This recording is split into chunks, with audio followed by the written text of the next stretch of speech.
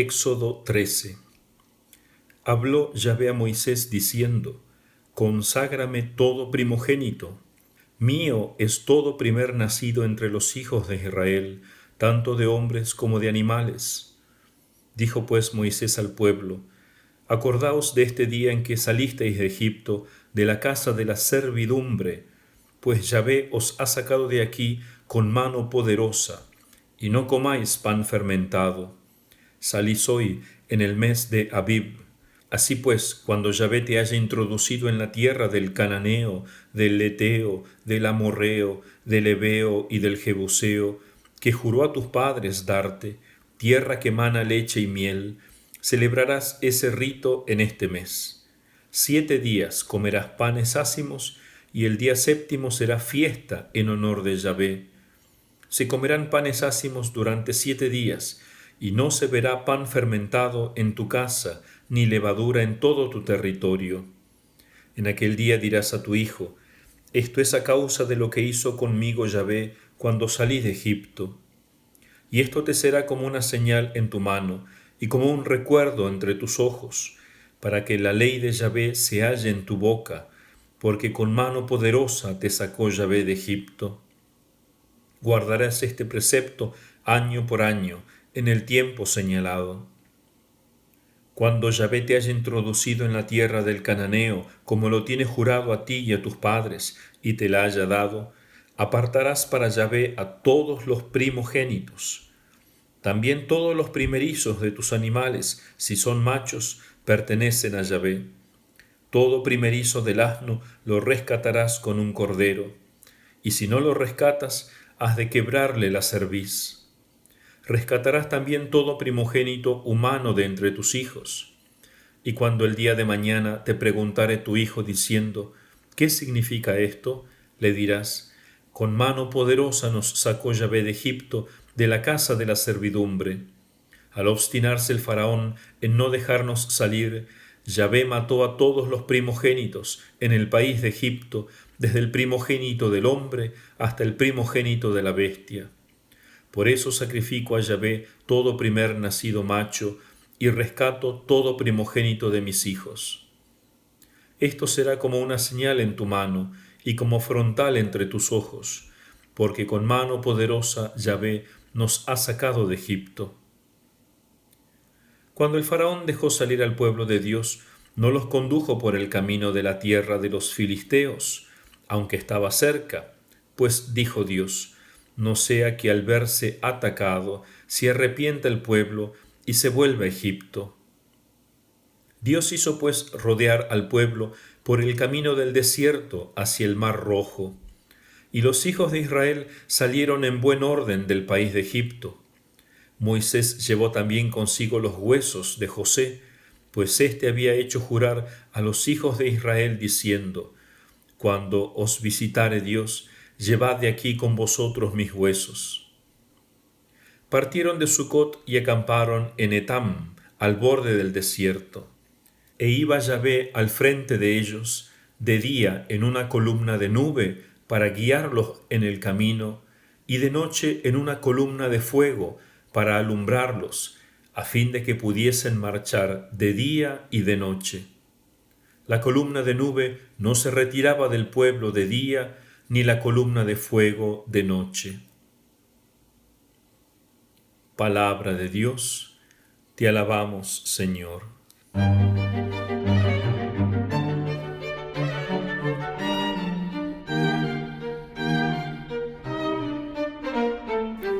Comentario. En este capítulo se nos narran dos grandes temas.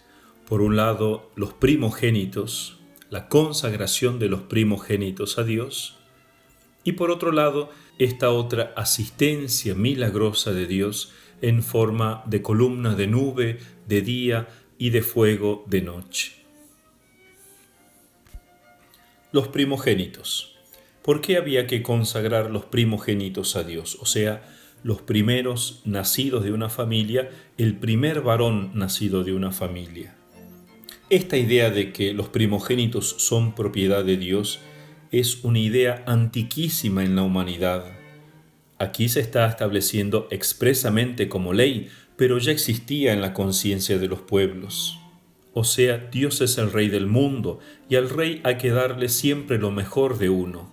Y lo mejor que uno tiene son los hijos. Y sobre todo el primer nacido, el primer varón, que va a ser el jefe futuro de la familia.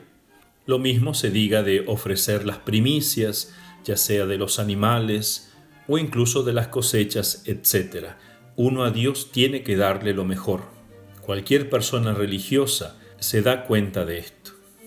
E incluso entre nosotros mismos, cuando consideramos a alguien muy importante y tenemos que llevarle un regalo, le llevamos lo mejor.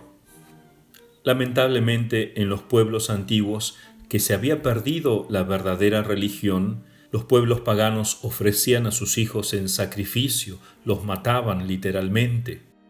Pero eso no es lo que quiere Dios y está claro aquí en este capítulo. Los primogénitos le pertenecen, es una obligación nuestra, nos hace bien a nosotros darle lo mejor de nosotros. Entonces, aquí en este capítulo, Dios le recuerda a Moisés y al pueblo que los primogénitos le pertenecen, porque Él es Dios. Pero añade otra razón, porque Él había perdonado a los primogénitos hebreos estando en Egipto, cuando el ángel exterminador pasó y no perdonó a los primogénitos egipcios.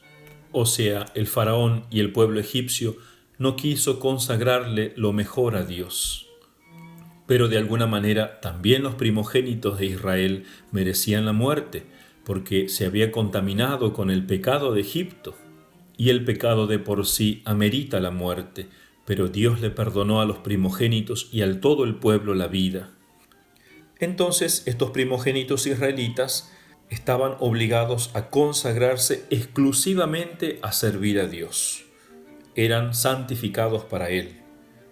Y más tarde el Señor, en sustitución de todos los primogénitos del pueblo de Israel, va a elegir solamente una tribu para que se consagre enteramente a Él, en cuenta de todos los hijos de Israel. Por eso los levitas, los hijos de Leví, más adelante se van a consagrar totalmente al servicio divino, al servicio del templo. Y de entre todas las familias de Leví, una de esas va a ser la familia sacerdotal.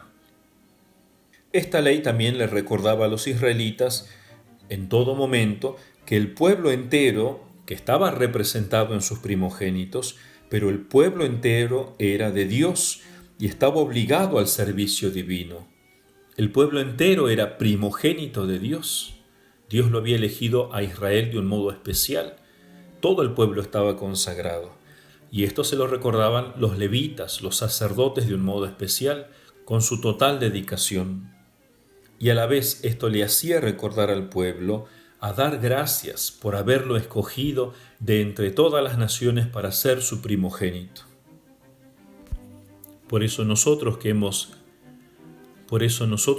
creído en Jesucristo, que pertenecemos al nuevo Israel, que somos el primogénito de Dios, tenemos que recordar que somos un pueblo consagrado, una nación santa, un pueblo de su propiedad, que nuestra principal ocupación tiene que ser la de glorificar a Dios. No solamente le corresponde esto a los sacerdotes, a los religiosos, aunque ellos lo hacen de un modo muy especial, pero todo el pueblo es un pueblo sacerdotal. Todos tenemos que ofrecerle continuamente a Dios y diariamente sacrificios de alabanza, de reparación, de impetración de las gracias, etc. Y miren cómo Dios les manda hacer una fiesta todos los años cuando entren ya al país elegido para recordar este favor de Dios. Por eso las fiestas que Dios nos ha dado, que la Iglesia misma ha instituido, nos recuerdan eso, son los favores que hemos recibido de Dios, nos ayudan a meditar en la ley de Dios. Por eso es importante asistir a la gran fiesta de todos los domingos, que es el día que se recuerda la resurrección de Cristo y todo el beneficio que eso nos causa a cada uno de nosotros. Por eso ingrato es el que no va a misa. Es un desprecio de este don de Dios que hay que celebrar, que hay que meditar, pero no solamente los domingos, sino todas las fiestas que la Iglesia manda, especialmente fiestas importantes de los santos u otros misterios de la vida de nuestro Señor. También Dios le dice que esto será como una señal en su mano y como un recuerdo entre sus ojos. Por eso los judíos, entendiendo muy literalmente este precepto, escribían versículos tomados de este capítulo y unos versículos también tomados de Deuteronomio 6 y de Deuteronomio 11. Escribían en un pequeño pergamino y se lactaban a modo de filacterias en sus frentes o en sus manos. Pero Jesucristo en el Nuevo Testamento va a condenar la vanidad de estos fariseos que llevaban estas vendas extremadamente grandes. Más bien tenemos que grabar estos preceptos en nuestros corazones. La otra cosa que Dios va a hacer es aparecerse Él mismo, o un ángel de Yahvé va a decir más adelante, en forma de nube durante el día y probablemente en la noche también en forma de nube, pero llena de luz, como de fuego, una columna de fuego. ¿Por qué esto? Miren ustedes, dice el texto bíblico que cuando el pueblo salió de Egipto, Dios no los condujo por el camino de la tierra de los filisteos, que habría sido el camino normal para llegar a la Tierra Santa. ¿Por qué? Porque los filisteos hacía poco habían hecho una gran matanza de los efraimitas, como se lee en el primer libro de las Crónicas 7:21. Además, los otros pueblos de Canaán estarían dispuestos a oponerse a la entrada de los hebreos si hubieran intentado entrar por el camino de Pelusim. Y tal vez los idumeos y amalecitas también les habrían encontrado al frente, mientras que los egipcios atacarían por la retaguardia. Aunque más tarde se van a tener que enfrentar ciertamente con Amalek, pero eso va a ocurrir 40 días después de su salida. Entonces los israelitas estaban caminando en dirección al desierto, preocupados únicamente por liberarse del dominio del faraón, pero he aquí que reciben de Dios la orden de regresar a tierra egipcia, a la parte occidental del Mar Rojo, y de acampar junto a los lagos que están al norte de dicho mar, donde fácilmente podía el faraón cortarles la retirada. Por supuesto que los líderes de Israel jamás hubieran consentido a hacer algo así, a volver a Egipto y a encerrarse en un lugar sin escapatoria. Era un camino que los llevaba a una segura catástrofe. Por eso es que Dios interviene aquí directamente. Él mismo se va a poner como guía de los fugitivos por medio de esta maravillosa y visible aparición. Por eso aquí se trata de un milagro, un fenómeno maravilloso, espléndido, venido del cielo, signo de la protección y presencia de Dios. Esta columna los va a acompañar mucho tiempo, incluso cuando armen el tabernáculo. Dios se va a mostrar en forma de nube, descansando sobre el tabernáculo, y va a hablar desde ella a Moisés y a Aarón. Se cuenta que un día don Bosco, conversando con una marquesa en Italia, le decía: ¿qué piensa usted hacer con su primogénito? Pues, respondió la marquesa, seguirá la carrera de diplomático como su padre. ¿Y con el segundo? Preguntó don Bosco. Está en la academia y espero que será general. ¿Y con este? Señalando al más pequeño. ¿Quiere usted que lo hagamos sacerdote? Preguntó don Bosco. Jamás, respondió la marquesa, muy contrariada. Prefiero que muera antes que sea sacerdote. 8 días más tarde, la señora marquesa, deshecha en lágrimas, llamaba a don Bosco para que viniera a bendecir a su hijo, que estaba muriéndose. Como el faraón, esta mujer estaba cerrada a la idea de entregarle a Dios lo mejor de uno, aunque era una mujer católica sin duda. ¿Y cuántas madres o padres hay así? Y por eso lo perdió. ¿Por qué? ¿Por qué tiene la gente tanto miedo de que su hijo o su hija entren en la vida consagrada? Porque en el fondo se dan cuenta de que todo auténtico sacerdote o religioso tiene que desposarse no con una mujer, con un hombre, sino con la cruz. Y por eso suele haber mucho dolor en la vida sacerdotal, en la vida religiosa.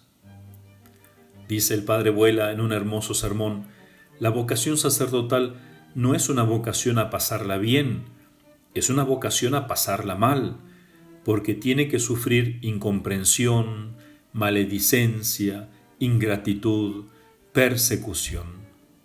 Y muchas veces hasta ha de llorar, porque como dice San Juan de Ávila, los sacerdotes son los ojos de la Iglesia, cuyo oficio es llorar los males todos que vienen al cuerpo, como lloró Jesús en la cruz. Y a veces el dolor y el llanto se presentan aún sin querer. Recuerdo que en mis primeros años sacerdotales, sigue diciendo el padre Vuela, habíamos organizado el Viernes Santo un Vía Crucis viviente, al que fue muchísima gente. El sábado me senté desde la mañana en el confesionario, estuve más de 11 horas, haciendo algunos pequeños descansos. Al día siguiente era día de la fiesta de Pascua. Había muchas confesiones y además tuve que celebrar 3 misas con 3 predicaciones. Al mediodía pude ir a casa y almorzar con mis padres y mis hermanos. Luego volví a la parroquia para la misa vespertina. Tomé el colectivo desde las 5:30 de la tarde que salía desde el parque y en un momento determinado me di cuenta que caían lágrimas de mis ojos. Inmediatamente me recompuse y reflexioné sobre qué cosa había provocado esas lágrimas furtivas y no buscadas.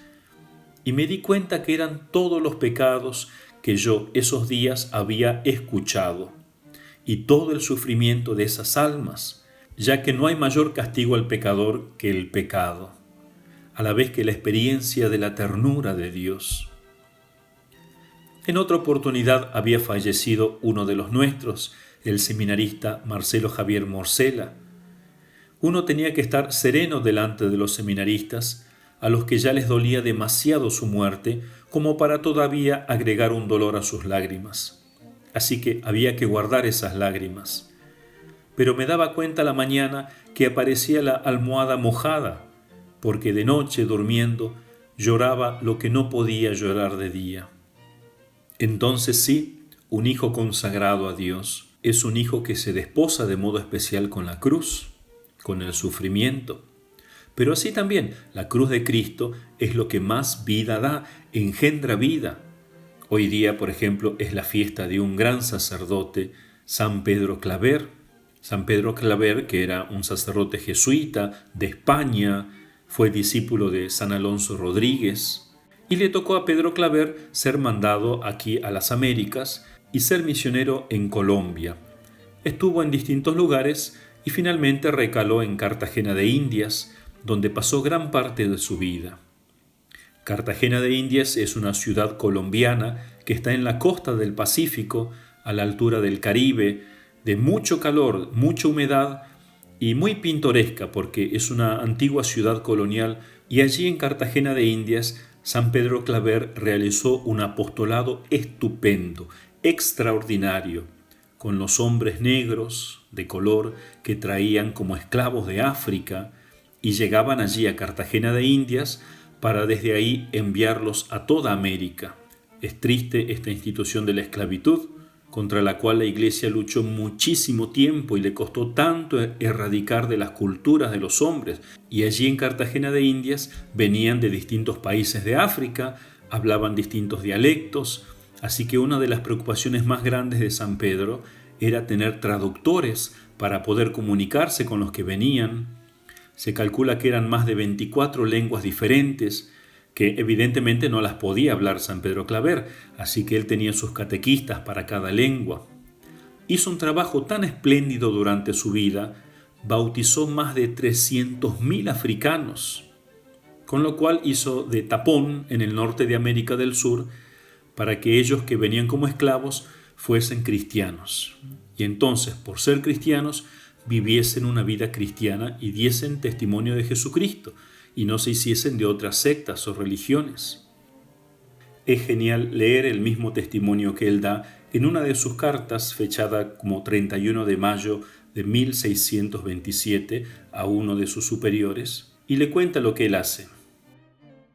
Ayer, 30 de mayo de este año de 1627, día de la Santísima Trinidad, saltó en tierra un grandísimo navío de negros de los ríos. Fuimos allí cargados con 2 espuertas de naranjas, limones, bizcochuelos y otras cosas. Entramos en sus casas, que parecía otra Guinea. Fuimos rompiendo por medio de la mucha gente hasta llegar a los enfermos, de que había una gran manada echados en el suelo muy húmedo y anegadizo. por lo cual estaba terraplenado de agudos pedazos de tejas y ladrillos, y esta era su cama, con estar en carnes, sin un hilo de ropa. Echamos manteos fuera y fuimos a traer de otra bodega tablas, y entablamos aquel lugar, y trajimos en brazos los muy enfermos, haciéndonos pasos entre los demás. Juntamos los enfermos en 2 grupos, la una la tomó mi compañero con el intérprete, y la otra la tomé yo. Entre ellos había 2 muriéndose, ya fríos y sin pulso. Tomamos una teja de brasas y puesta en medio de la rueda junto a los que estaban muriendo, sacando varios olores de que llevábamos 2 bolsas llenas, que se gastaron en esta ocasión, los sahumeamos, poniéndole encima de ellos nuestros mantos, que otra cosa ni tienen encima. Cobraron calor y nuevos espíritus vitales, el rostro muy alegre, los ojos abiertos y mirándonos. De esta manera le estuvimos hablando no con la lengua, sino con manos y obras, que como vienen tan persuadidos de que los traen para comerlos, hablarles de esta otra manera fue lo más provechoso.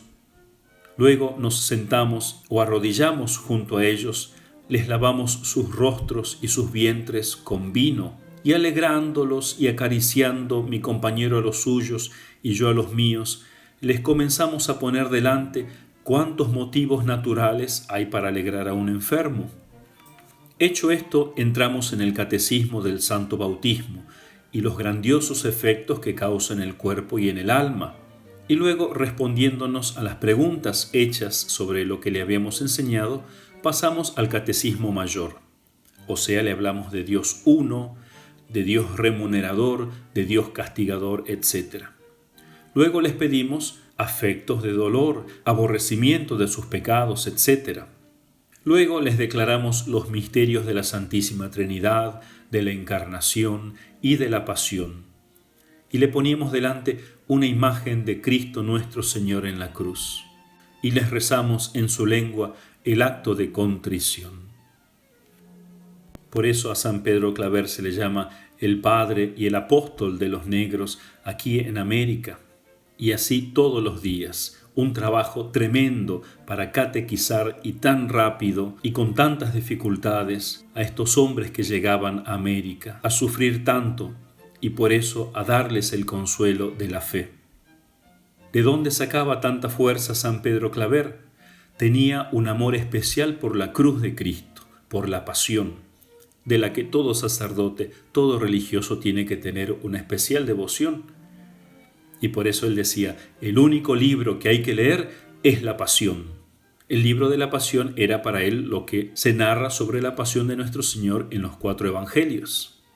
Resulta que después de tanto trabajo, él llegaba a la noche a su convento y antes de acostarse se sentaba en la cama, tenía una silla al costado con el libro de la Pasión abierto.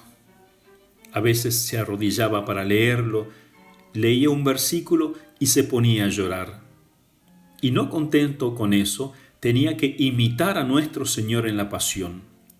Tenía escondida una corona de espinas, entonces se ponía esa corona de espinas, se flagelaba como nuestro Señor que recibió tantos azotes, y a veces, llevado por esa devoción a la Pasión, que era una devoción verdadera, real, firme, fuerte, cargaba una cruz sobre sus hombros y descalzo, ya era de noche, el convento tenía las luces apagadas, iba por el corredor de la iglesia cantando cantos de duelo, cantos tristes, cantos para participar en la pasión de nuestro Señor. Cuando llegaba a la iglesia, se detenía frente al sagrario para rezar y llorar. Realmente para él la pasión no era una cosa distante, algo lejano, remoto, sino algo presente, vivo, vital, actual, como misteriosamente también está en la misa, la pasión. Y por eso lo único que se conoce de su pensamiento es este. El único libro que hay que leer es la Pasión. Por eso no tengamos miedo de consagrar a Dios nuestras familias, nuestros hijos, de pedirle que elija a alguien de nuestra familia, que se digne hacerlo, porque Dios no elige al azar. Dios elige libremente a tal familia para llamar un sacerdote. Y eso es una gracia inmensa para esa familia, para ese barrio, para ese pueblo. Por eso don San Luis Orione, aquel gran sacerdote italiano, decía: de la familia de un sacerdote se salva hasta la tercera y cuarta generación. Lo mismo decía don Bosco, porque es tanto el bien que hace un sacerdote que salva no solamente muchísima gente, 300.000 negros como salvó San Pedro Claver y más, sino que incluso su misma familia, hasta la tercera y cuarta generación.